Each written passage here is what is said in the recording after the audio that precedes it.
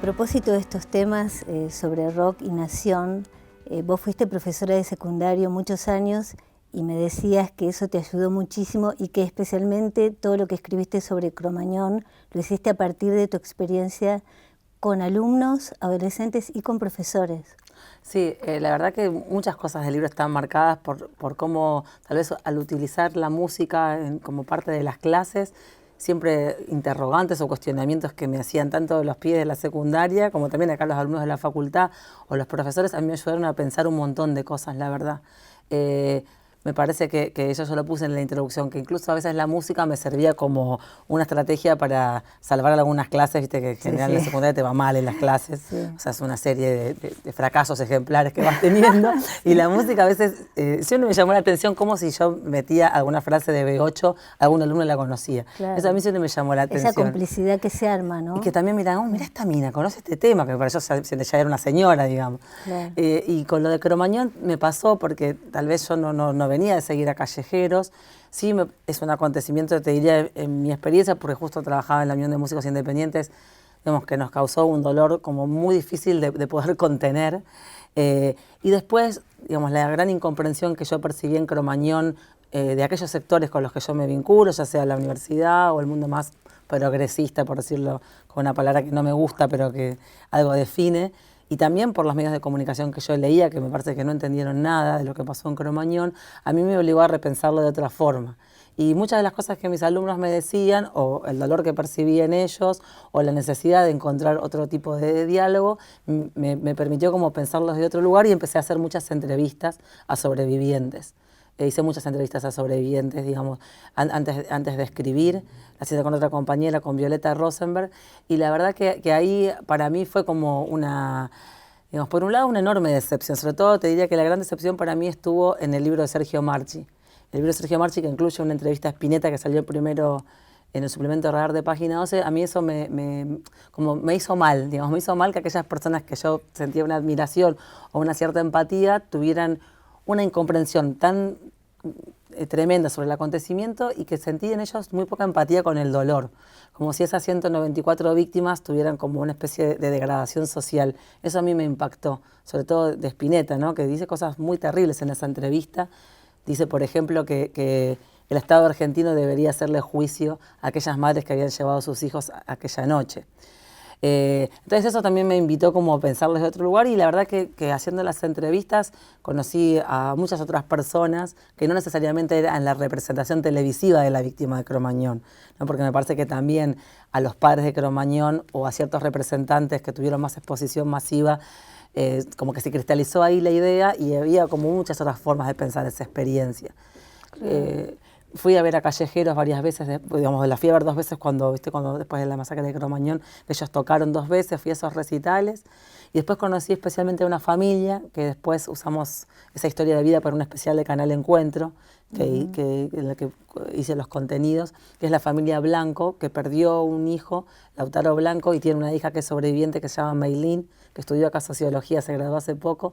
Y esa familia, digamos, que los padres venían, uno de una tradición sindical y la madre de una tradición de una militancia en la izquierda, elaboraron de otra manera el dolor, y sobre todo lo elaboraron distinto por poder comprender qué otro sector social estaba ahí en Cromañón, digamos, que había efectivamente esas clases medias que habían sido pauperizadas durante los 90 y que esos jóvenes eran diferentes. Y me parece que también lo elaboraron distinto porque evitaron rápidamente culpabilizar a la banda. No de responsabilizarla, pero sí de culpabilizarla. Claro. Entonces ellos armaron una agrupación, los jóvenes, que se llama Basta de culpar a Callejeros, y eso me interesó a mí, cómo ellos pensaban esas situaciones, y bueno, ahí abrimos como otras preguntas y trabajamos bastante sobre eso.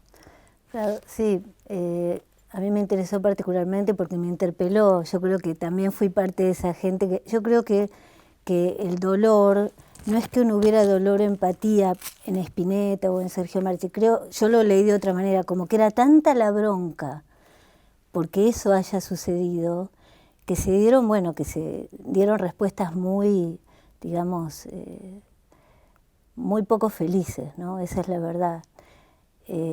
Y apareció este tema que yo te decía, que vos lo exponés muy claramente, del clasismo, es decir, todo el rock histórico, evidentemente fue una cuestión de clases medias.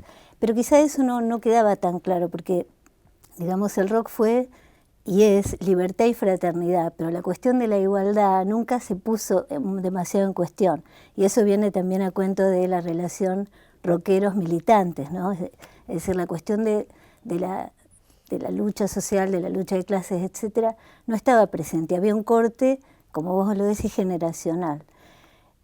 Así que a vos también te interesó mucho la cuestión, esta relación, y me decías que tuviste mucha resistencia al hablar de la tensión entre militantes y rockeros en los 70, ¿verdad? Sí, ese artículo que está en el libro me lo pidió un compañero de La Plata, Esteban Rodríguez, que hacía una revista que se llamaba La Grieta, y después hizo la revista de la Universidad de Periodismo de La Plata. Me propuso trabajar sobre esto, sobre las subjetividades de los militantes políticos de los 70 y cuáles eran sus implicaciones y sus tensiones con los rockeros.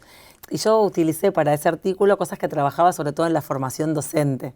Y en la formación docente, digamos, con profesores en ejercicio, cuando tocábamos este tema, o sea, la mayoría capaz profesores que tenían la misma edad que yo, y que tal vez en su memoria tenían reconstruido esta idea de que en los 60 y los 70 los jóvenes estaban hermanados por una suerte de búsqueda de justicia o de ideales revolucionarios. Les incomodaba bastante cuando vos señalabas que efectivamente para los militantes políticos el rock tal vez era extranjerizante o era justamente como un plan con cierta rebeldía pero sin un objetivo político claro, o era una cosa más que pensaba que la transformación era por una suerte de contaminación y no por una revolución, y que para los rockeros, los militantes políticos, también tenían cantidad, porque eran sexistas, porque eran rígidos, bueno, porque sobre todo los que optaron por una opción revolucionaria armada, claramente pertenecían a un ejército, aunque fuera un ejército popular, era un ejército en armas. Entonces trabajábamos con una escena de una película, que es esta película Rocas hasta que se ponga el sol, donde los músicos de Pescado Rabioso protagonizan una suerte de, no sé, es como el antecedente del videoclip, una escena interesante donde van caminando por la calle y David Lebón recibe un disparo de un joven que se baja de un auto, un joven con aspecto militante, que en realidad no le quiere disparar a él, sino a un empresario que pasaba también por esa misma calle, y Lebón lo increpa al militante, como diciendo, tontito, vos no entendés nada. Entonces, en esa escena está muy bien representada en ese momento, porque es una película de los 74, por ahí, que efectivamente para los músicos de Pescado Rabioso la cosa iba por otro lado, ¿no? Pero bueno, es incómodo porque uno puede tener empatía, digamos, con esos dos, con los militantes y también con los rockeros que de alguna manera después fueron, aunque de manera muy diferenciada, víctimas del terrorismo de Estado, ¿no? Pero es interesante volver a esa época. También es hacerle justicia tanto a los jóvenes que desaparecieron o fueron asesinados como a los rockeros que trataron de buscar algún resquicio para sobrevivir, decir que su visión del mundo no era la misma. Claro, no, evidentemente... por un lado estaba el pacifismo, digamos, la cuestión generacional, el corte generacional, el hedonismo. El rock era muy hedonista, ¿no? Vos hablás de una casa con dos pinos, o naufragar, la idea de estar con mis amigos, que pase el tiempo. Por el otro lado estaba el sacrificio, la disciplina, es decir, el deber ser, ¿no? Entonces, lo cual no quiere decir que los militantes no escucharan rock, pero por ahí la música que se debía escuchar también era otra, era Biglietti, era Violeta Parra, el folclore, ¿no? Pero sí, yo creo que eran dos sensibilidades diferentes, aunque en ambos casos estaba, digamos, el desacuerdo y la rebeldía contra el status quo, ¿no?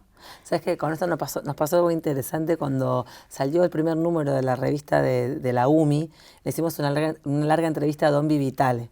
Sí, ¿no? Donde él contaba la experiencia de Mía.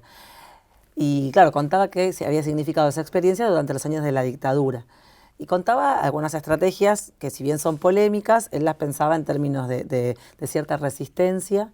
Ellos, ahí la definición que daban es, éramos corniceros, ¿sí? Todo lo que hacíamos estaba en una suerte de cornisa. Y cuando sale la revista publicada, llega una carta a la UMI de un músico que se llama Tono Báez, que era un músico que en los 70 tenía un grupo que se llamaba Canto Popular Urbano, muy cercano a la experiencia del PRT y del ERP, una carta de una persona muy enojada con cómo nosotros habíamos señalado a esa experiencia como resistente a la dictadura y él nos llegaba a decirle funcionales, pero decía de ninguna manera estaban emparentados ni con la transformación, ni con la revolución, ni con nada. Y estuvo bueno porque lo convocamos a la UMI para hacerle una entrevista. Y viste, la UMI era un lugar como, o sea, muy cuidado por todos los músicos que participaban, ahí no se podía tomar alcohol, digamos, era muy difícil sostenerlo, por lo tanto había pautas bastante rígidas para llevarlo adelante, y este tipo llegó y se prendió un faso. Entonces fue como algo increíble, y decimos, pará, vos no eras el militante revolucionario, ahora sos re alternativo, y necesitamos un paso de marihuana acá. Claro, tuvimos que pedir por favor si podía no fumar porque no daba. Pero bueno, también fue interesante, digamos, porque traía otra memoria. Traía una memoria efectivamente de una música que estaba directamente articulada con las organizaciones políticas. Entonces, bueno, era otra cosa, me parece eso. Anteojos negros de carey, auriculares en la sien, no me escuchas.